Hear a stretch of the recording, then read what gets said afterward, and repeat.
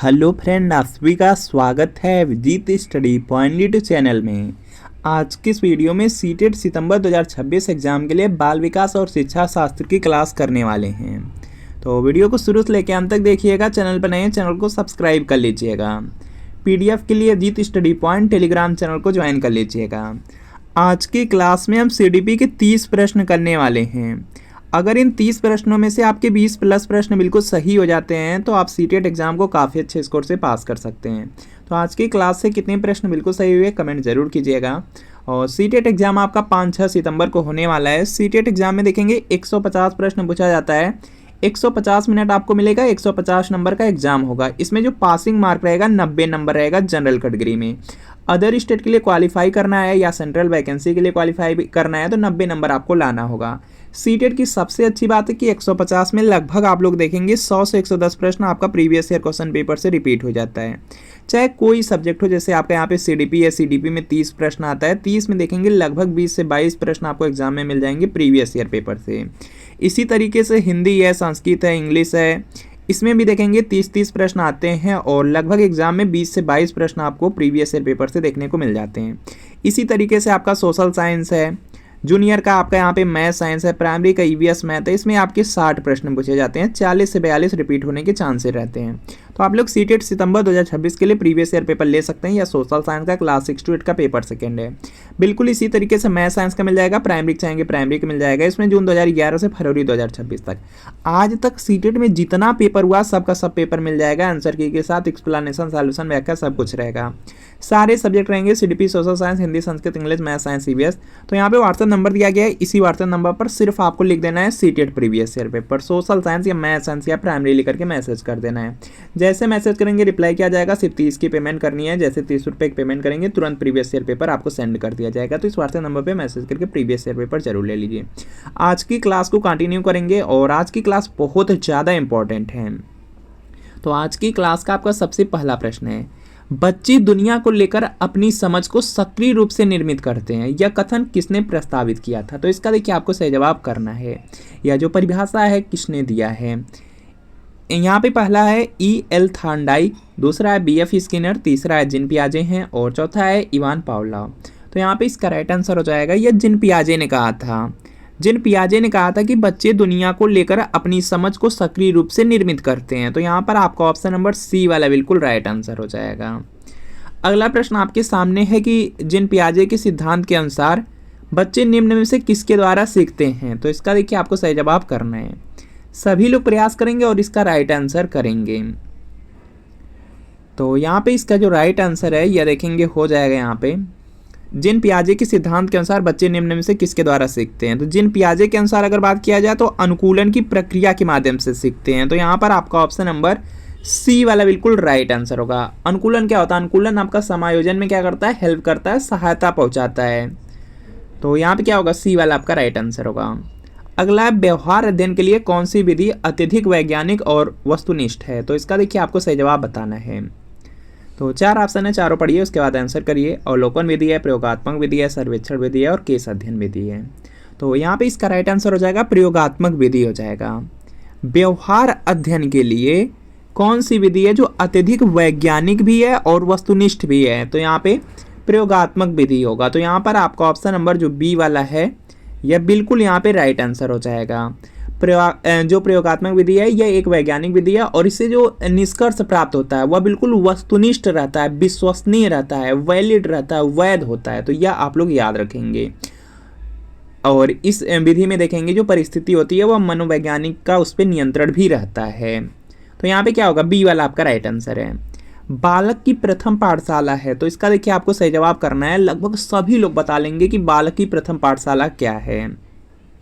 4 option है, परिवार है, समाज है, गांव है, विद्यालय है। तो यहाँ पे इसका राइट आंसर हो जाएगा यहाँ से बालक की जो पहली यहाँ पे पाठशाला होता है या प्रथम पाठशाला होता है वह उसका परिवार होता है, उसका परिवार होता है। तो यहाँ पर आपका ऑप्शन नंबर ए वाला बिल्कुल राइट आंसर हो जाएगा। परिवार होता है, परिवार के साथ पास पड़ोस और जो समवयस्क होते हैं वह भी होते हैं, लेकिन जो मेनली होता है वह परिवार ही रहता है। तो यहाँ पर ए वाला आपका राइट आंसर होगा। यह भी आपसे पूछा जा सकता है कि जो बालक होते हैं, छोटे बालक रहते हैं, तो उनकी जो प्रथम शिक्षक कौन होती है, तो प्रथम शिक्षक उनकी माता होती हैं। तो याद रखेंगे आप लोग कि माता होती हैं प्रथम शिक्षक। इसके बाद देखेंगे नेक्स्ट प्रश्न आपका दिया गया है यहाँ पे। इसके अलावा कभी कभी पूछ दिया जाता है कि बालक की द्वितीय पाठशाला क्या होता है। तो बालक की जो द्वितीय पाठशाला है वह विद्यालय होता है। तो इसको भी आप लोग याद रखेंगे। अगला है विकास की कौन सी अवस्था है जो तनाव और तूफान की अवस्था कही जाती है। तो इसका देखिए आपको सही जवाब करना है। सभी लोग प्रयास करेंगे और राइट आंसर करेंगे। तो यहाँ पे इसका राइट आंसर हो जाएगा किशोरावस्था। तनाव और तूफान की जो यहाँ पे अवस्था है यह किशोरावस्था को कहा जाता है। तो यहाँ पर सी वाला बिल्कुल राइट आंसर हो जाएगा। देखिए जो किशोरावस्था होता है उसमें बालक में क्या होता है, बहुत ज़्यादा बदलाव होते हैं। जैसे बालक का शारीरिक विकास होता है, मानसिक सामाजिक गुण, ये सब जो यहाँ पे गुण होते हैं इनमें बहुत तेज़ी से परिवर्तन होता है।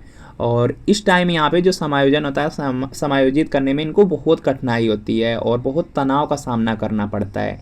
इसीलिए जो स्टैनले हॉल थे उन्होंने एक डिफिनीशन दिया था, परिभाषा दिया था कि जो किशोरावस्था है बड़े तनाव और तूफान का काल है।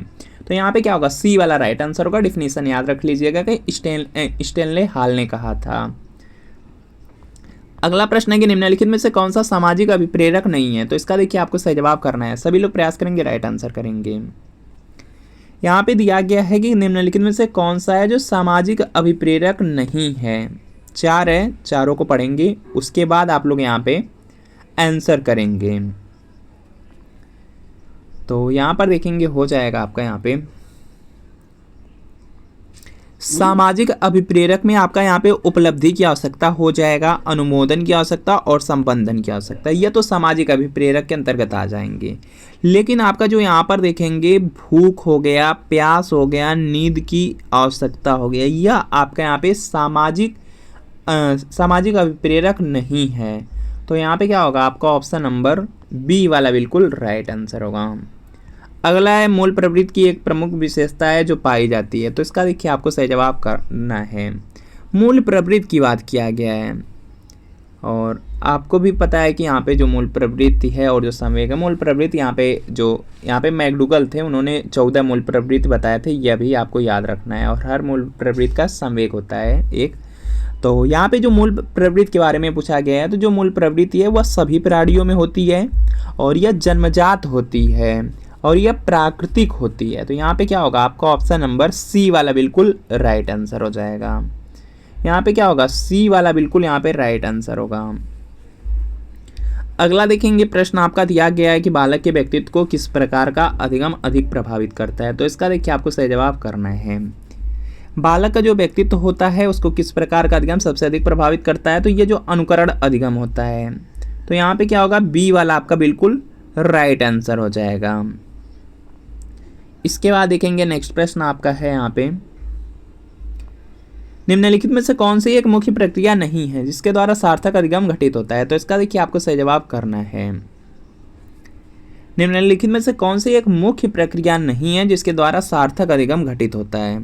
तो सबसे पहले देखते हैं सार्थक अधिगम किससे होता है। तो पुनरावृत्ति और अगर अभ्यास करेंगे तो वह सार्थक अधिगम होगा। निर्देश और संचालन के माध्यम से करेंगे तो वह भी आपका सार्थक अधिगम है। और अगर आप अन्वेषण और जो पारस्परिक क्रिया के माध्यम से कुछ सीखते हैं तो वह सार्थक अधिगम के अंतर्गत आता है। लेकिन कंठस्थीकरण और जो स्मरण है यह अलग हो जाएगा, तो यह सार्थक अधिगम में नहीं काउंट किया जाता है। तो यहाँ पे डी वाला यहाँ पे क्या होगा, राइट आंसर होगा। इसमें क्या होगा, डी वाला आपका यहाँ पे बिल्कुल राइट आंसर हो जाएगा। क्योंकि देखिए जो कंठस्थीकरण है और जो स्मरण है इसमें क्या होता है, सक्रियता का अभाव रहता है और इससे जो व्यवहार परिवर्तन होता है वह यह व्यवहार जो परिवर्तन होता है उसको प्रत्यक्ष रूप से प्रभावित नहीं करता है। तो यहाँ पे क्या होगा, डी वाला राइट आंसर होगा। अगला प्रश्न है कि उद्दीपक अनुक्रिया सिद्धांत का प्रतिपादन किसने किया था। तो इसका देखिए आपको सही जवाब करना है। बहुत ज़्यादा यहाँ पे सिंपल प्रश्न है और लेकिन एग्जाम में बहुत बार पूछा गया। उद्दीपक अनुक्रिया सिद्धांत, तो आप लोग पढ़े होंगे एसआर बांड के बारे में या एसआर थ्योरी के बारे में पढ़े होंगे, तो वही है। तो यहाँ पे क्या होगा, थॉर्नडाइक हो जाएगा। ऑप्शन नंबर ए वाला बिल्कुल यहाँ पे क्या होगा, राइट आंसर हो जाएगा। इसके अलावा थॉर्नडाइक है तो थॉर्नडाइक के बारे में याद रखिएगा। थॉर्नडाइक ने जो सीखना होता है, सीखने के 3 मुख्य नियम बताए थे। जो कई बार एग्जाम में पूछा गया। तो बस इतना याद रखिए कि सीखने के 3 जो प्रमुख नियम है वह थार्नडाइक ने दिया, और उसमें पहला था तत्परता का नियम, दूसरा था अभ्यास का नियम, तीसरा था प्रभाव का नियम। तो ये 3 याद रखिए, यहाँ से प्रश्न पूछा जा सकता है। इसके अलावा थार्नडाइक ने जो अपना प्रयोग है बिल्ली पर किए थे तो याद रखेंगे। पावलोव ने अपना जो प्रयोग है कुत्ता पर किए थे, तो इसको भी याद रख लीजिएगा। इसके बाद देखते हैं नेक्स्ट प्रश्न आपका है कि इनमें से कौन व्यवहारवादी नहीं है। तो इसका देखिए आपको सही जवाब करना है। व्यवहारवादी की बात किया गया है तो वाटसन हो गए, पावलोव हो गए, स्किनर, यह 3 लोग व्यवहारवादी थे। तो यहाँ पर क्या होगा, आपका ऑप्शन नंबर डी वाला यहाँ पे राइट आंसर होगा। यह व्यवहारवादी नहीं थे, ये लोग गेस्टाल्टवादी थे, मतलब समग्रवाद थे। गेस्टाल्टवादी में जैसे आपका कुर्ट लेविन आ जाते हैं, कुर्ट कोफ्फा आ जाते हैं। इसके अलावा वोल्फगैंग जो कोहलर थे वो भी गेस्टाल्टवादी थे, तो याद रख लेंगे। और बाकी यहाँ पर अगर BF स्किनर की बात किया जाए, या यहाँ पे जो पावलोव थे पावलोव की बात किया जाए, या आपका वाटसन की बात किया जाए, तो ये लोग व्यवहारवादी थे। तो यहाँ से डी वाला राइट आंसर है। अगला प्रश्न है कि विकास के पक्ष जैसे कि शारीरिक, संज्ञानात्मक, सामाजिक और संवेगात्मक निम्नलिखित में से कौन सी प्रक्रिया से विकसित होते हैं। तो इसका देखिए आपको सही जवाब करना है। तो यहाँ पे इसका राइट आंसर होगा, यह देखेंगे समग्रता और सांकल्यता से यहाँ पे विकसित होते हैं। तो यहाँ पर आपका ऑप्शन नंबर डी वाला राइट आंसर होगा।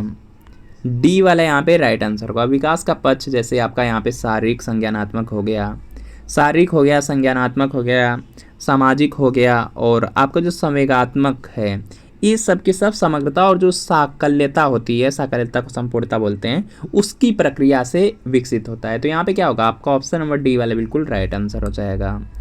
इसके बाद देखेंगे नेक्स्ट प्रश्न आपका दिया गया है, निम्नलिखित रणनीतियों में से कौन सी बच्चों में अर्थ निर्माण को बढ़ावा देगी। तो इसका देखिए आपको सही जवाब करना है। सभी लोग प्रयास करेंगे, राइट आंसर करेंगे। यहाँ पे दिया गया सूचनाओं का संचरण है, दंडात्मक साधनों का प्रयोग करना है, एक रूप एवं मानकीकृत परीक्षण है, और अन्वेषण एवं परिचर्चा है। तो इसका देखिए आपको सही जवाब करना है।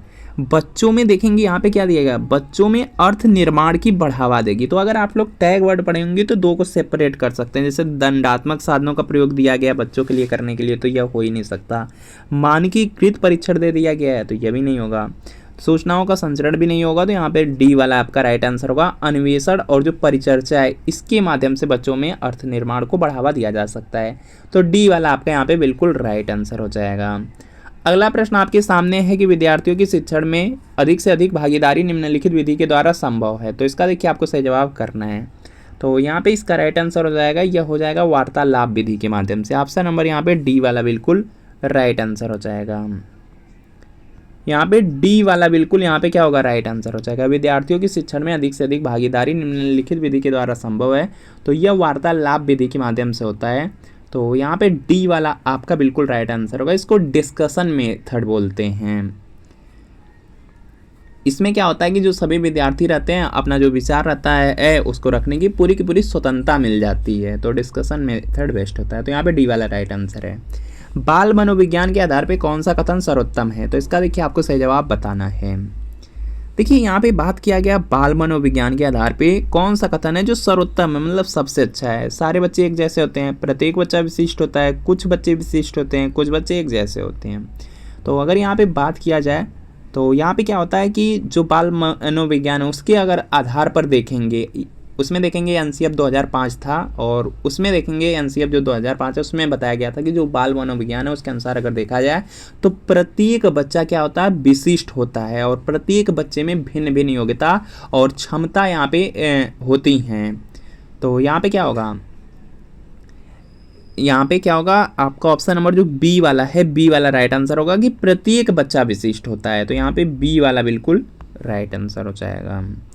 अगला प्रश्न आपके सामने है कि समावेशी शिक्षा मानती है कि हमें, यहाँ पे खालिस्तान दिया गया, को खालिस्तान दिया गया, के अनुरूप बदलना है। तो इसका देखिए आपको सही जवाब करना है। सभी लोग प्रयास करेंगे और राइट आंसर करेंगे आप लोग। देखिए दिया गया समावेशी शिक्षा मानती है कि हमें व्यवस्था को, यहाँ पे क्या होगा, फिलअप व्यवस्था हो जाएगा, व्यवस्था को बच्चे के अनुरूप बदलना है, व्यवस्था को यहाँ पे बच्चे के अनुरूप बदलना है। तो यहाँ पर आपका ऑप्शन नंबर जो ए वाला है, ए वाला बिल्कुल राइट आंसर है। समावेशी शिक्षा में बताया गया कि जो व्यवस्था है, व्यवस्था को बच्चे के अनुरूप रखना है। तो यहाँ पे क्या होगा, आपका यहाँ पे ई वाला राइट आंसर होगा। अगला प्रश्न है कि दिव्यांगजन अधिकार अधिनियम जो 2016 में आया था उसकी बात किया जा रहा है कि निम्न में से किस सिद्धांत को पक्षपोषित करता है। तो इसका देखिए आपको सही जवाब करना है। तो यह देखेंगे समावेशन को यहाँ पे पक्षपोषित करता है। तो यहाँ पर आपको ऑप्शन नंबर सी वाला बिल्कुल राइट आंसर हो जाएगा।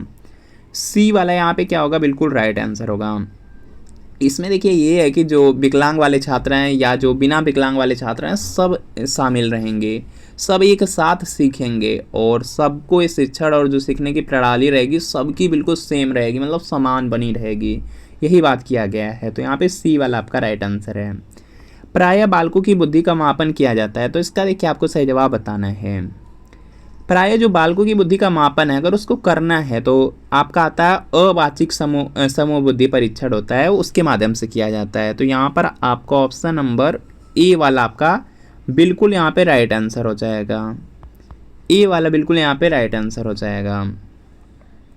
इसके बाद देखेंगे नेक्स्ट प्रश्न है कि निम्नलिखित में से कौन सा कथन है जो कि सत्य है। तो इसका देखिए आपको सही जवाब करना है। लड़के अधिक बुद्धिमान होते हैं। तो ऐसा तो है नहीं कि लड़कियां यहाँ पे बुद्धिमान नहीं होती हैं। तो यह तो आपका यहाँ पे क्या होगा, गलत हो जाएगा। लड़कियां अधिक बुद्धिमान होती हैं, यह भी गलत हो जाएगा, क्योंकि ऐसा भी नहीं है कि लड़के बुद्धिमान ना होते हों, दोनों के दोनों होते हैं।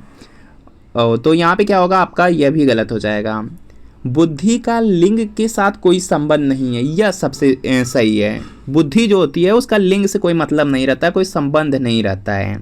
तो यहाँ पर देखेंगे यही वाला आपका सही हो जाएगा। बाकी अगला दिया गया सामान्यतः लड़के लड़कियों से अधिक बुद्धिमान होते हैं। तो ऐसा भी नहीं कहा जा सकता है। तो यहाँ पे क्या होगा, सी वाला आपका बिल्कुल यहाँ पे राइट आंसर हो जाएगा। देखिए जो बुद्धि होती है, बुद्धि का यहाँ पे जो लिंग हो गया या जाति हो गया, धर्म हो गया, समाज हो गया, उससे कोई प्रत्यक्ष संबंध नहीं रहता है, बल्कि जो बुद्धि होती है वह देखेंगे व्यक्ति की जो जन्मजात शक्ति होती है उससे होता है। तो यहाँ पे क्या होगा, आपका ऑप्शन नंबर सी वाला राइट आंसर होगा। भाषा विकास का सिद्धांत नहीं है। तो इसका देखिए आपको सही जवाब बताना है। भाषा विकास का सिद्धांत नहीं है। भाषा विकास के सिद्धांत में अनुबंधन का सिद्धांत आ जाएगा, अनुकरण का सिद्धांत आ जाएगा, परिपक्वता का सिद्धांत आ जाएगा। तीन तो आपके आ जाएंगे, ये तीनों मुख्य सिद्धांत हैं।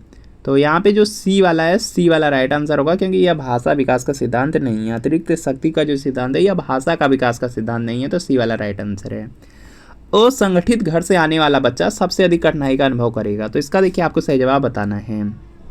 तो यहाँ पे इसका राइट आंसर हो जाएगा, यहाँ पे असंगठित घर की बात कर दिया गया। तो यहाँ पे सबसे अधिक उसको जो कठिनाई होगी वह उसका स्वतंत्र अध्ययन में उसको कठिनाई होगी। तो यहाँ पर बी वाला बिल्कुल यहाँ पे राइट आंसर हो जाएगा। यहाँ पे क्या होगा, बी वाला बिल्कुल यहाँ पे राइट आंसर हो जाएगा। जो असंगठित घर से आने वाले बच्चे रहते हैं उनमें देखेंगे उनका जो वातावरण होता है उनके वातावरण का उन पर प्रभाव बना रहता है, और उनमें जो अनुशासन हो गया, आत्मनिर्भरता हो गई, इस तरह के जो गुण होते हैं वह नहीं पाए जाते हैं। इसलिए क्या होता है कि उनको यहाँ पे स्वतंत्र अध्ययन में कठिनाई का अनुभव करना पड़ता है। तो यहाँ पे बी वाला आपका राइट आंसर है। अगला प्रश्न है कि किस मनोवैज्ञानिक ने सीखने की सामग्री के रूप में निरर्थक शब्दों का प्रयोग किया। तो इसका देखिए आपको सही जवाब बताना है। तो यहाँ पे इसका राइट आंसर होगा एबिंगहास ने किया था। एबिंगहास ने किया था, एबिंगहास दिया गया सी वाले में, सी वाला बिल्कुल राइट आंसर हो जाएगा।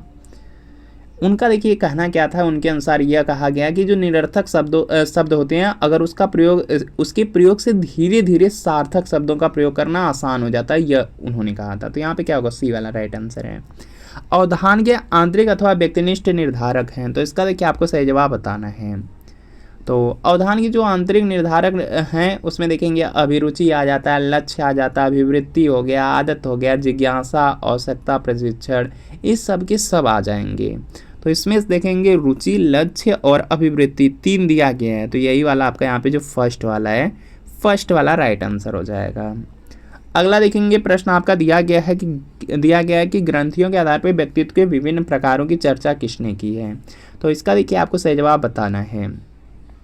ग्रंथियों के आधार पर जो व्यक्तित्व के विभिन्न प्रकार हैं उसकी जो चर्चा है वह कैनन ने किया था। तो यहाँ पर आपका ऑप्शन नंबर यहाँ पे जो सी वाला दिया गया है, सी वाला आपका यहाँ पे राइट आंसर हो जाएगा। यहाँ पे क्या होगा, सी वाला राइट आंसर हो जाएगा। यहाँ पे जो कैनन थे उन्होंने अंतः जो स्रावी ग्रंथियां हैं उसी के आधार पे व्यक्तित्व का तीन प्रकार बताया था। एक तो थायराइड ग्रंथि वाला, दूसरा बताया था पिट्यूटरी ग्रंथि वाला, और तीसरा इन्होंने एड्रिनल ग्रंथि वाला बताया था, उसके आधार पर बांटा था। तो यहाँ पे क्या होगा, सी वाला आपका राइट आंसर होगा। अगला है शिक्षा में अवरोधन का तात्पर्य है, तो इसका देखिए आपको सही जवाब बताना है। शिक्षा में जो अवरोधन है उसका क्या मतलब है, क्या तात्पर्य है। तो यहाँ पे इसका राइट आंसर हो जाएगा किसी बालक का 1 वर्ष से अधिक समय तक एक ही कक्षा में रहना, यह शिक्षा में यहाँ पे अवरोधन हो जाएगा। तो यहाँ पे क्या है, डी वाला आपका राइट आंसर हो जाएगा, डी वाला आपका राइट आंसर होगा। इसके बाद नेक्स्ट है कि कोहलर अपने प्रयोग से यह सिद्ध करना चाहते थे कि अधिगम, तो इसका देखिए आपको सही जवाब बताना है। कोहलर अपने प्रयोग से यह सिद्ध करना चाहते थे कि जो अधिगम होता है, अधिगम का मतलब होता है लर्निंग, सीखना। सीखना क्या होता है कि समग्र परिस्थिति का प्रत्यक्षीकरण है। तो यहाँ पे क्या है, सी वाला आपका राइट आंसर है। अगला है कि चरित्र का विकास होता है, तो इसका देखिए आपको सही जवाब बताना है। 4 ऑप्शन है, चारों जल्दी से पढ़िए, उसके बाद आंसर आप लोग करिए। पहला दिया गया इच्छा शक्ति द्वारा, बर्ताव और व्यवहार द्वारा, नैतिकता द्वारा, उपरोक्त सभी के द्वारा। तो यहाँ पे उपरोक्त सभी वाला हो जाएगा, तो यहाँ पे डी वाला राइट आंसर। चरित्र का विकास कैसे होता है, कैरेक्टर का विकास कैसे होता है, इच्छा शक्ति द्वारा, और अच्छा बर्ताव और अच्छा व्यवहार करना पड़ता है, नैतिकता करनी पड़ती है, तब जाकर के यहाँ पे अच्छा चरित्र होता है। तो यहाँ पे डी वाला आपका बिल्कुल राइट आंसर हो जाएगा। अगला देखेंगे प्रश्न आपका दिया गया है यहाँ पे अगला प्रश्न है कि जिस वक्र रेखा में प्रारंभ में सीखने की गति तीव्र होती है और बाद में यह क्रमशः मंद होती जाती है, उसे कहते हैं। तो इसका देखिए आपको सही जवाब बताना है।